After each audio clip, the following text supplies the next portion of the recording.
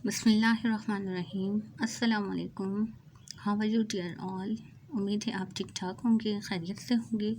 आज जो हम अपना सिंधी का चैप्टर स्टार्ट करेंगे वो है सबक 6 शाह अब्दुल लतीफ़ पिटाई रहमतुल्लाह अलैह। शाह अब्दुल लतीफ़ पिटाई रहमतुल्लाह अलैह। शाह अब्दुल लतीफ़ पिटाई रहमतुल्लाह अलैह जो हैं वो सिंध के बड़े शायर थे, सूफ़ी बुज़ुर्ग थे। उनके वालिद का नाम शाह हबीब रहमतुल्लाह अलैह था। वो अज़ीम शायर थे। सूफ़ी दरवेश शाह अब्दुल करीम बुल्लड़ी वाले उनके परदादा थे। शाह अब्दुल लतीफ़ पिटाई रहमतुल्लाह अलैह बहनपुर गांव में पैदा हुए थे। उनकी पैदाइश 1102 हिजरी के मुताबिक 1690 में हुई। कुछ अरसे बाद बहनपुर छोड़कर कोटरी मुगल नामी गांव में आकर रहे। शाह अब्दुल लतीफ़ पिटाई एक बड़े सयाह थे। उन्होंने अपनी ज़िंदगी में एक किताब भी लिखी, बहुत सारी किताबें लिखी, लेकिन जो उनकी मशहूर बुक थी उसका नाम है शाहजो रिसालो। शाहजो रिसालो जो है वो सिंधी ज़बान में लिखा गया था। उन्होंने सिंधी ज़बान में लिखा था, लेकिन उसके बाद वक्त की मौजूदा हालात को देखते हुए बहुत सारी ज़बानों में उसका तर्जुमा किया गया था। ठीक है, आइए अब हम अपना चैप्टर स्टार्ट करते हैं और रीडिंग करते हैं।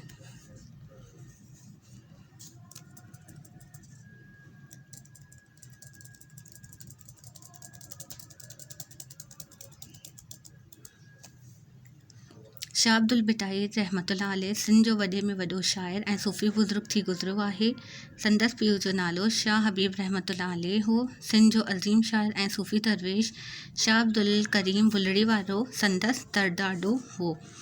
वही बात जो मैंने आपको बताई अभी कि शाह अब्दुल लतीफ़ पिटाई सिंध के बड़े से बड़े शाइर और सूफ़ी बुज़ुर्ग होकर गुज़रे हैं। उनके वालिद का नाम और वो किसके परदादा का नाम वो सब इसमें मौजूद है। सबसे पहला वर्ड है बड़े में वडो, यानी बड़े से बड़े। इसके बाद वर्ड है हमारे पास थरडाडो, यानी परदादा। जो अंडरलाइन वर्ड्स हैं उनकी आप उर्दू मीनिंग लिख लें ताकि आपको पढ़ने में बाद में आसानी हो। आगे स्टार्ट करते हैं। शाह अब्दुल लतीफ़ पिटाई रहमतुल्लाह अलैह बहनपुर कोट में जाओ हो। संदस जमण जो सन 1102 हिजरी बराबर 1690 आहे। कुछ अरसे खां पोइ शाह हबीब बहनपुर छॾे कोटरी मुगल नाले ॻोठ में अची रहियो, जेको हाणे फिटी वियो आहे। फिटी यानी उजड़। यहाँ पे वर्ड है एक फिटी। यहाँ पे वर्ड है हमारे पास फिटी। फिटी यानी उजड़। ठीक है, फिटी उजड़। नंढपण बचपन, नंढपण बचपन। इसके बाद वर्ड है हमारे पास सुलझणो। सुलझणो यानी अच्छे अखलाक वाला। सुलझणो अच्छे अखलाक वाला। इसके बाद है रुधल। रुधल यानी मशगूल। रुधल यानी मशगूल। अब इस फर्स्ट पैराग्राफ को मैं उर्दू ट्रांसलेट आपको बताती हूँ। शाह अब्दुल लतीफ़ पिटाई रहमतुल्लाह अलैह बहनपुर गांव में पैदा हुए थे। आपकी पैदाइश का सन 1102 हिजरी 1690 है। कुछ अरसे बाद शाह हबीब बहनपुर छोड़कर कोटरी मुगल नामी गांव में आकर रहे, जो अब उजड़ चुका है। शाह साहब का बचपन ही यहीं गुजरा और आपको इब्तदाई तालीम भी यहीं ही मिली। शाह साहब बचपन ही में नहायत अच्छे अखलाक वाले और ज़्यादा वक्त गौर फ़िक्र में मशगूल रहते थे। अब हम पढ़ते हैं दूसरा पैराग्राफ। शाह अब्दुल लतीफ़ रहमतुल्लाह अलैह हिकु वॾो सैलानी हो। पाण ज़िंदगी जो कुझु हिसो सैर ऐं सफ़र में गुज़ारियाईं। पंहिंजे रहण जी जाइ बि सैर सफ़र कंदे पसंदि कई हुयाईं।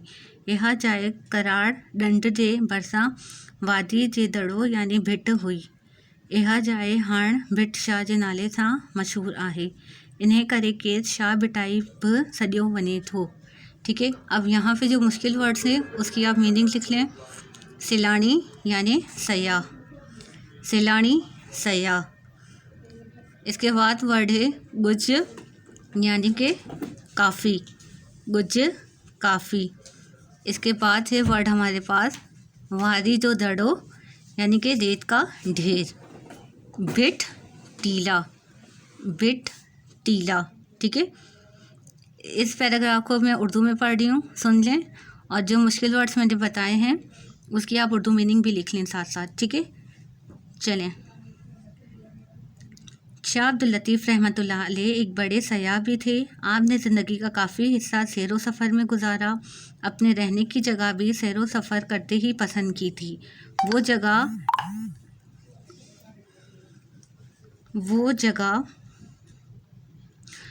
और झील के करीब रेत का ढेर यानी टीला थी। ये जगह अब भिट शाह के नाम से मशहूर है, इसीलिए आपको शाह भिटाई भी कहा जाता है।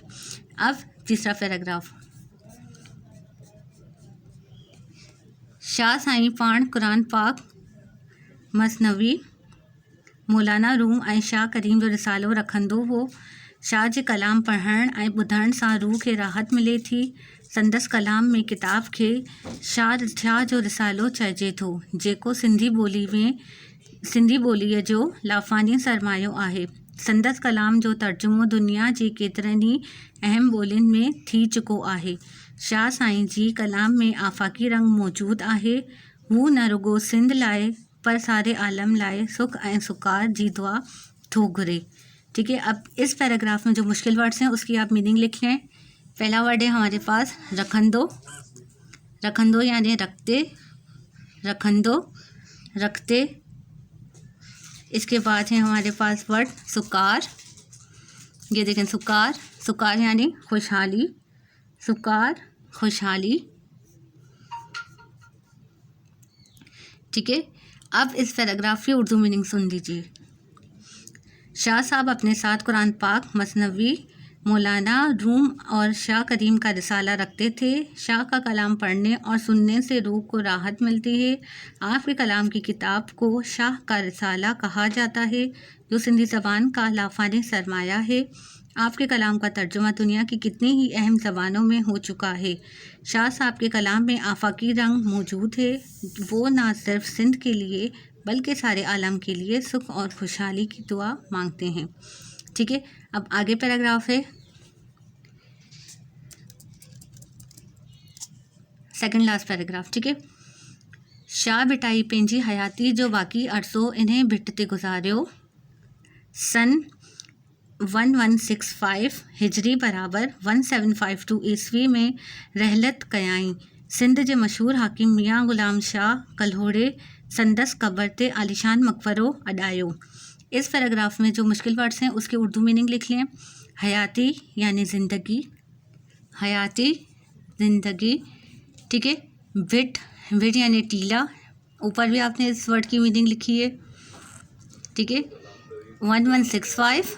ठीक है, इसके बाद है ईस्वी के बराबर क्या है, 1752। ठीक है, रहलत यानी वफ़ात, रहलत, वफ़ात। ग़ुलाम शाह कल्होड़े यानी एक नाम है जिन्होंने शाह साहब की कब्र को आलिशान मकबरा बनवाया। अडायो यानी तामीर करवाया, अडायो, तामीर करवाया। अब इस पैराग्राफ की उर्दू मीनिंग सुन लें। शाह भिटाई ने अपनी ज़िंदगी का बाकी अरसा उसी टीले पर गुजारा। सन 1165 हिजरी बमुताबिक 1752 में वफ़ात पाई। सिंध के मशहूर हाकिम मियाँ ग़ुलाम शाह कल्होड़ों ने आपकी कब्र पर आलिशान मकबरा बनवाया। अब लास्ट पैराग्राफ। हिन बुज़ुर्ग जी दरगाह ते हर साल सफ़र महीने जी 14 तारीख़ खां वॾो मेलो लॻंदो आहे, जिते लखें अक़ीदतमंद अची हाज़िर थींदा आहिनि। इन्हे मौक़े ते शाह लतीफ़ सक़ाफ़ती मरकज़ बारान अदबी ऐं सक़ाफ़ती कॉन्फ्रेंस पिणु थींदी आहे। इसमें जो हमारे पास मुश्किल वर्ड हैं उसकी मीनिंग लिख लें।